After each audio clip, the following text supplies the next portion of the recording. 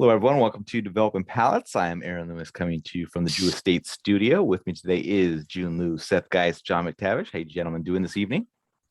I'm just here to keep relationships. I'm just here for the free samples. Wow. I'm here to make sure you get the free samples. Seth, I appreciate that, right?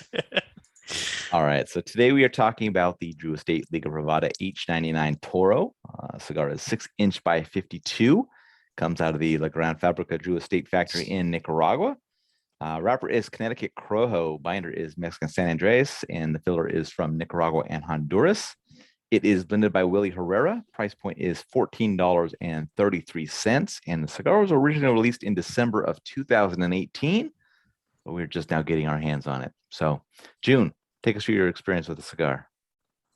Well, is this the cigar where you guys did that strawberry emoji? It was this one, yeah. Yeah, this is a strawberry cigar, man. Yeah, I could totally see it. I'm sorry, what was that? I'm sorry. Did you just admit to tasting the strawberry notes? Because Bentley did as well. Not strawberry per se. I said red berries. It's a berry and it's red. I'll take it. Yeah. You don't have to call it a strawberry for me to accept that. So my scoring was a bit unconventional because I did. So we score first, second, last, third for flavor. So I did good, average. Burn and draw I thought were, well, whatever. Burn and draw I'll talk about later. But I said overall was average, right? So typically for me, when I say 2 out of the 3/3 is good, my overall, unless if the burn or construction was just terrible, my overall would be good, right? Because the majority, right, of the 3/3. But I said my overall was average, and the reason why I said that is because I smoked 3 of these. I smoked one right when we got them, and a couple weeks after that, and the most recent one I smoked was like last week, I think, right? So I think this is within a span of what, a month, ish. They definitely get better throughout time. The first couple of ones were pretty shitty. But within what I got at it, the flavor wise, it's basically what I said within the first, second, and last third. So it was surprisingly a bit mild. I thought, given that it's like Corojo and all that, I thought it was gonna be really a big slap in the face, but it wasn't. It was like a very bready, nutty, red berries. That pepper delivery was pretty smooth. It wasn't really spiky or anything. So it's a good cigar within the last one I smoked, but then again, it's like, dude, what happened to the first two where it was just complete dog shit, So I don't really know what to call this review. I think I want to smoke a couple more, perhaps, throughout time. All right, Seth, what are your thoughts? Yeah. Jiunn, I think, is correct that I've smoked I smoked a handful of these and I smoked them over a large period of time. This is a cigar that really changed in terms of the delivery of what was offered based off of how long it's been was sitting in my humidor. And I'm not sure if that's temperature, humidity, whatever. But I mean, the core profile I found was just really berry. And I know I put something on Instagram that I got like the strawberry jam, butter and toast flavor profile, and I really did. And it just had some leather and wood qualities as well. Dry barnyard, solid medium and strength and body. And it kind of just remained at that flavor from beginning to end. I mean, there was other complexities throughout as well, but it was a little bit lighter than what I was really expecting. I agree with Jiunn on that. But very kind of a light, fruit heavy, dry cigar offering. All right, John, what was your experience like? So I also smoked 3 of these over the course of like 3.5 weeks. And I got the first cigar and the last cigar, which is what I'll kind of primarily focus on. The second cigar was a radically different experience, and I think largely due to construction. But I did actually get a lot of that intense Corojo. It started out with really sharp spices and sweetness and wood for me. And then that kind of gave way to baking spices and sweetness. And I actually got not strawberries, but I actually got an orange citrus And that was kind of nice. It was a nice first third. And I would say all three cigars are very consistent in terms of flavor profile. And then that kind of gave way to some earthiness. And it just, as it progressed, it kind of became more wood forward and with a little bit of citrus accent in the second third. And then the last third was just kind of wood and mustiness. And then a little bit of bitter earth took hold. So, overall for me, it was pretty average. The frustrating part, and this is to those who say smoke more than one cigar for review. If I had just reviewed the first cigar, the score would have been much higher. But because I've reviewed three cigars, the first cigar and the last cigar had perfect burn and perfect construction.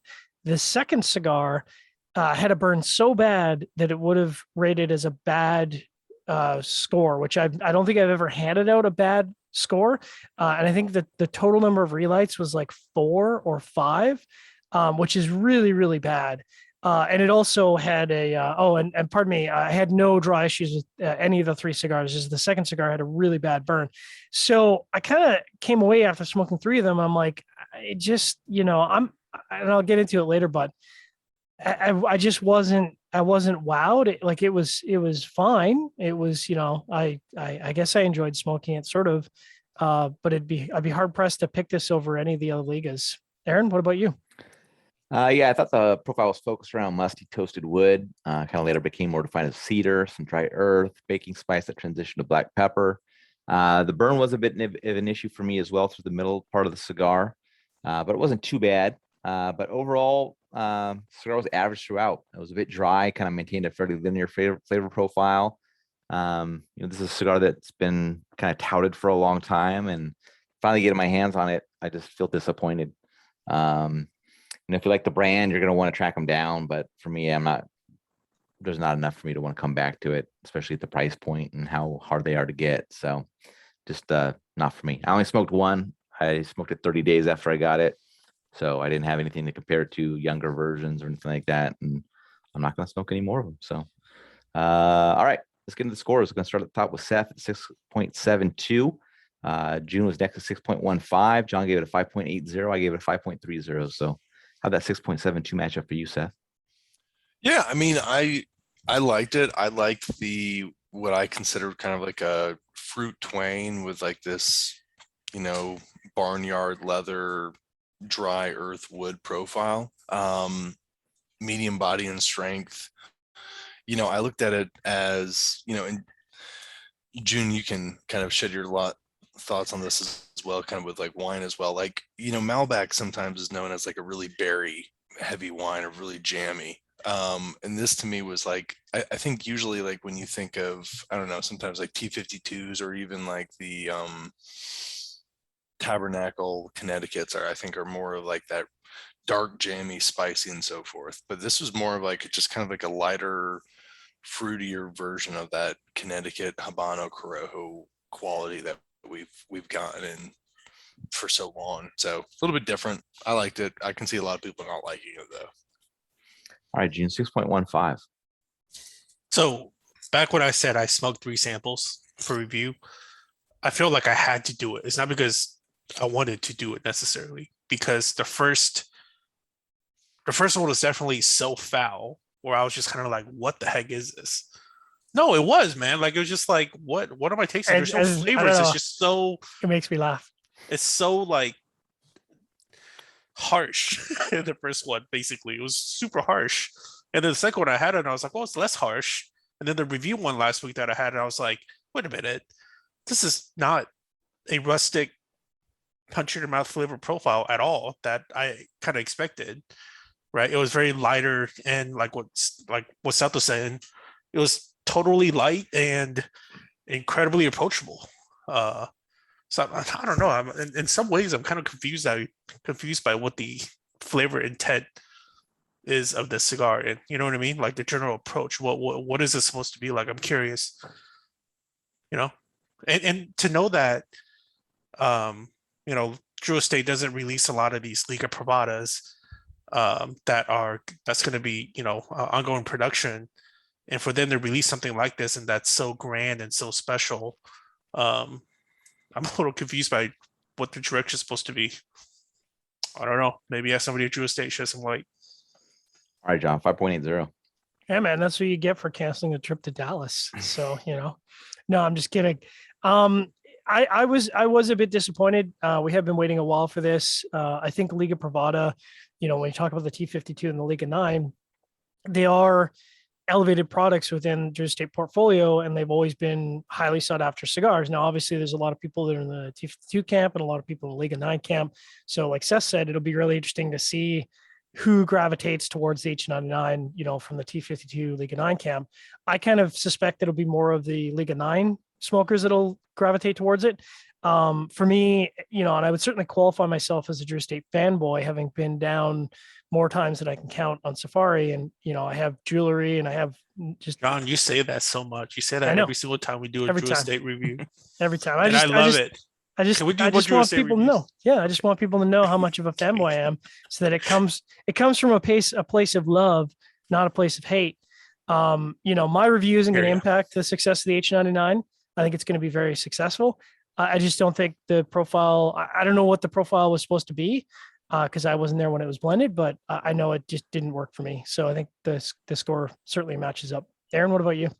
Yeah, my 5.3 matches up well. I mean, average flavor profile throughout. Had some burn issues, so that kind of knocked things down a little bit as well. Gets into the low 5s, but yeah, just a bit too dry. Just not an exciting flavor profile for me.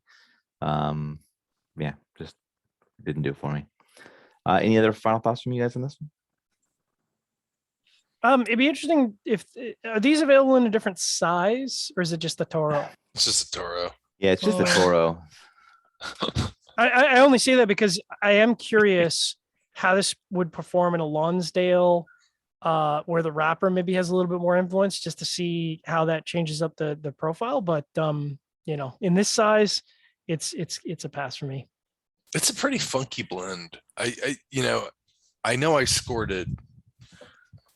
I mean, I scored it really well, but it's not a cigar like I would want to smoke a lot of, if that makes any sense. Like, if you ask me what would I would rather smoke a Liga 9 over this, because Liga 9 at least is kind of delivering this profile that I get with like a Connecticut broadleaf. Like, I know what I want to get when I want to pick up a Liga 9.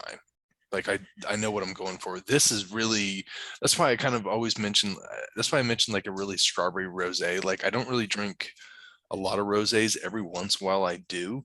And I enjoy it. And like, that's how I enjoy this, but it's not something I'd want to have all the time, even if it was readily available all the time, if that makes any sense. No. That's how I feel about strawberry seltzers. Yeah. Most of the time, I'm a Mike's Hard Lemonade kind of guy, but once in a while, it's like strawberry lemonade.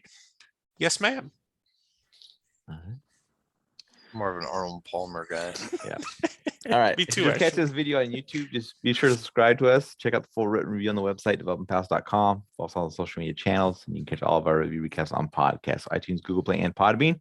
Thank you for tuning in. We will catch you on the next one. Drew's Estates is